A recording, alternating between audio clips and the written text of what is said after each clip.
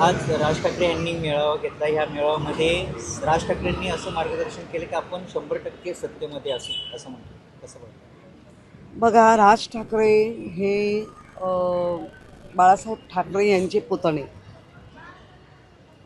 त्यांनी जेव्हा पक्ष स्थापन केला तो त्यांच्या हिमतीवर उभा केला. इकडचे चोर तिकडचे चोर, ह्याला पैसे दे त्याला पैसे दे केले. ज्यांच्यावर राजसाहेबांवर ज्यांची निष्ठा होती, ज्यांना राजसाहेबांचं काम, ते सगळे मनसैनिक सत्ता गेली 20 वर्ष नसूनही ते आजही त्यांच्यासोबत आहेत. म्हणजे मनसैनिक हे सत्तेसाठी नक्कीच नाही. शिवसैनिक 1995ची जर सत्ता सोडली आणि ही 2.5 वर्ष तरी आम्ही कधी सत्तेत येलो नव्हतो, तरी शिवसैनिक आजही त्यांना उद्धवजींना धरून आहे. ज्या पद्धतीने गेले आहेत गद्दारांकडे, ते का जात आहेत, कशासाठी जात आहेत, त्यांच्याच तोंडून ती उत्तरं येत आहेत. आम्हाला फंड मिळत नव्हता, आम्हाला हे मिळत नाही, आम्हाला ते मिळत नाही. याचा अर्थ तर आता जगाला, देशाला, मुंबईकरांना कळलं आहे, जे गद्दारी करतील त्यांना फंड मिळणार. बरं, फंड मिळालं तर फंडाचं काम होतंच असंही नाही आहे. याचा अर्थ फक्त आणि फक्त भ्रष्टाचार करा, या आणि करा. आणि कोणालाही ज्यांना गेले त्यांना हेच पाहिजे होतं.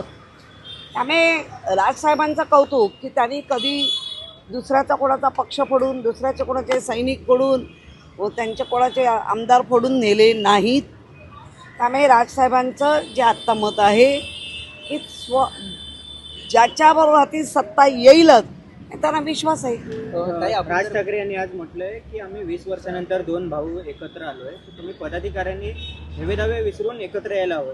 कुठेतरी एक प्रकारे त्यांनी आता काही राज ठाकरे साहेबांच्या लक्षात आलं असेल, काही पदाधिकाऱ्यांना जसे हे विकत घेतले जातात तसं काहीतरी लालूच दाखवून भांडणं तयार करता आहेत का, असा प्रश्न निर्माण झाला असेल, वाटला असेल.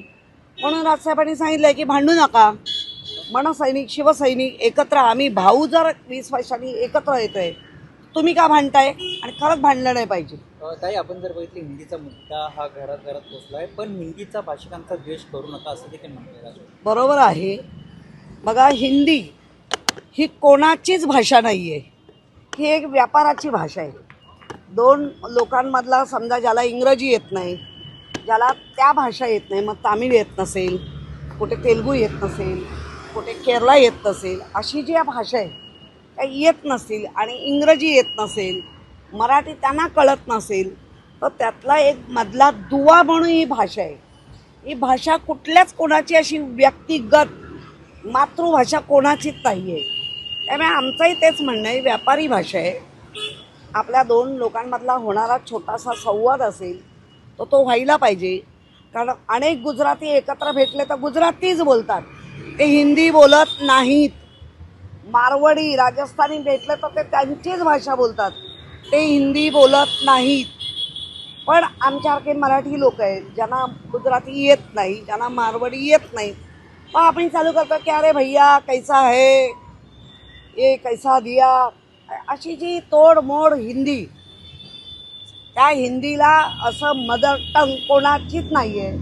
त्यामुळे आमचंही म्हणणं आहे, उगाच हिंदीवरला वाद कशाला.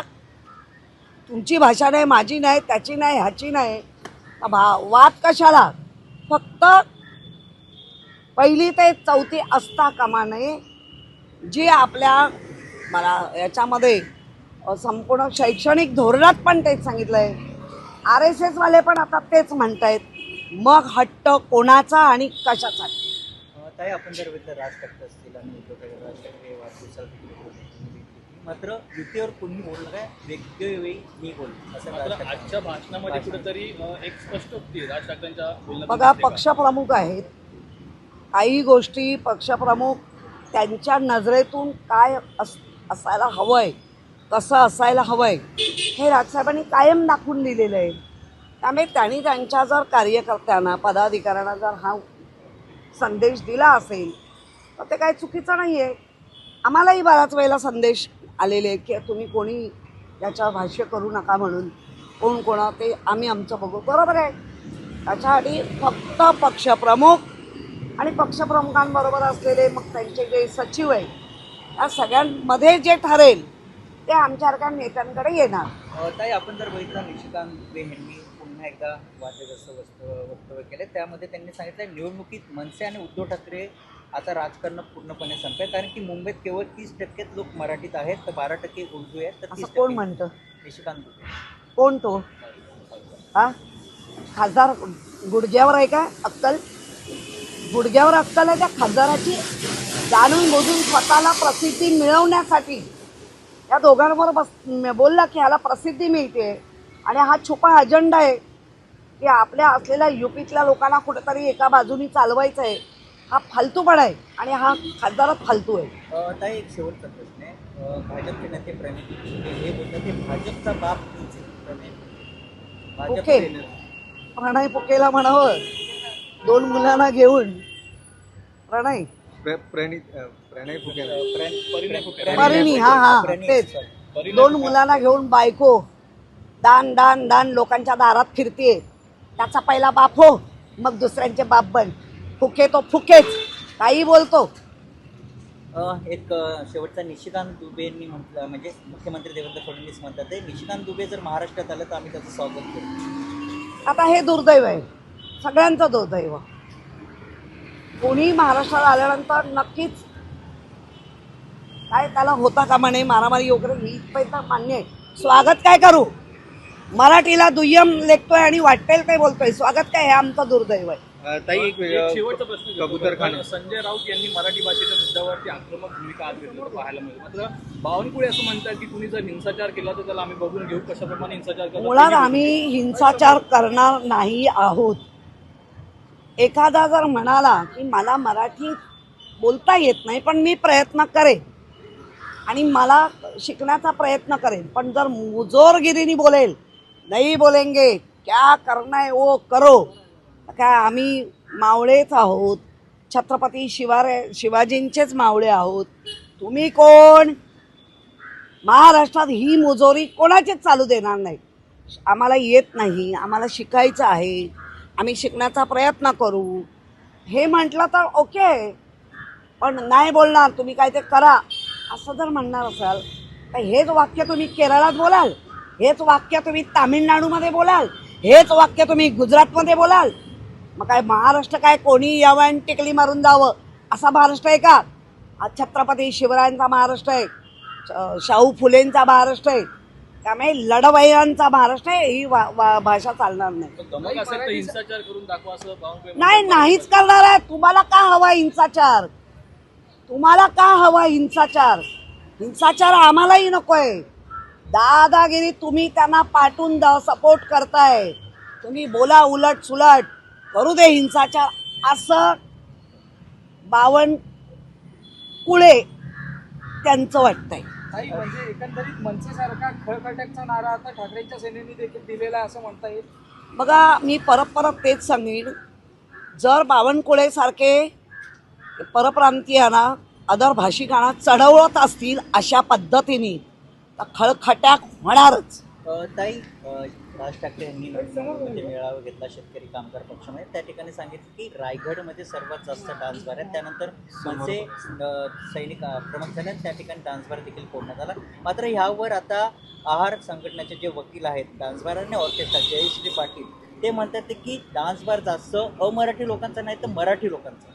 हो, त्याच्यात दिसले ना, रामदास कदमांचा डान्स बार आहे, बायकोच्या नावावर डान्स बार आहे आणि वर तोंड्या बोलतो, वर तोंड करून बोलतो. अरे तुळे करण्याच्याच लायकीचे झालेत हे. बायकोच्या नावावर डान्स बार आणि 1 नाही 2 नाही 3 वेळा धाडी पडल्या आणि आता तोंड वर करून सांगताय ऑर्केस्ट्रा होता. ऑर्केस्ट्रा बंदिस्त ऑर्केस्ट्रा असतो का? असला तरी तिथे गिरायका असतात का? असले तर पैसे वाटतात का? मुली लगट करतात का? काय कसले उत्तर देत आहे? महाराष्ट्र काय वेडा आहे का? महाराष्ट्राची सुज्ञान आहे जनता. महाराष्ट्राला कळून चुकलंय. जे मंत्री महोदय त्यांच्या आईच्या नावाने, त्याच्या बायकोच्या नावाने डान्स बार, आणि म्हणूनच उद्धवजींचा प्रचंड राग करत होते, कारण उद्धवजींचा ह्या गोष्टीला विरोध होता. ताई, एकीकडे पाहायला गेलं तर विधान परिषदेत जे आहे चित्रा वाघ असतील किंवा मनीषा कांदे असतील यांनी कबूतरविषयी कबूतरखाना हटवावा दादरचा हा विषय मांडला होता. पण एकीकडे पाहायला गेलं तर जे भाजपचे मंत्री आहेत मंगलप्रभात लोढा यांनी देखील जे आहे त्यांनी असं नकार दिला आहे. कुठेतरी महानगरपालिकेशी समन्वय साधून मध्य पर्याय काढावा असं देखील त्यांचं म्हणणं आहे. याकडे कसं कसं आहे, पाहता म्हणजे कसं आहे? अंतर्गतच वाद. आपण हिंदू म्हणा कोणी सहिष्णू असतो पक्षी प्राणी यांच्याबद्दल. कबूतर हा 1993 वर्ष कबूतर खाण्याला जातो. म्हणजे 93 पासूनचा आजपर्यंतचा आरोग्याचा रिपोर्ट हा तेव्हा नव्हता. या चित्रा वाघच्या मामीला झाल्याबरोबर कळला. ओके.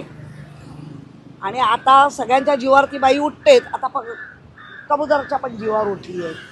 ठीक आहे, कारण तो निर्णय सुप्रीम कोर्टाने दिला आहे. ह्यांचं सगळीकडेच राज्य आहे.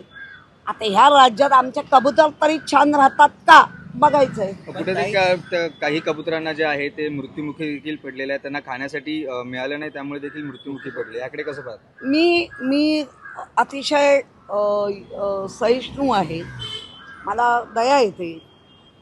अशा पद्धतीने त्यांचा दाना पाणी तोडणं हाच तर ह्यांचा अजेंडा आहे. आज पक्षी प्राणी माणसं सगळ्यांच्या दाणे पाणी तोडायचे.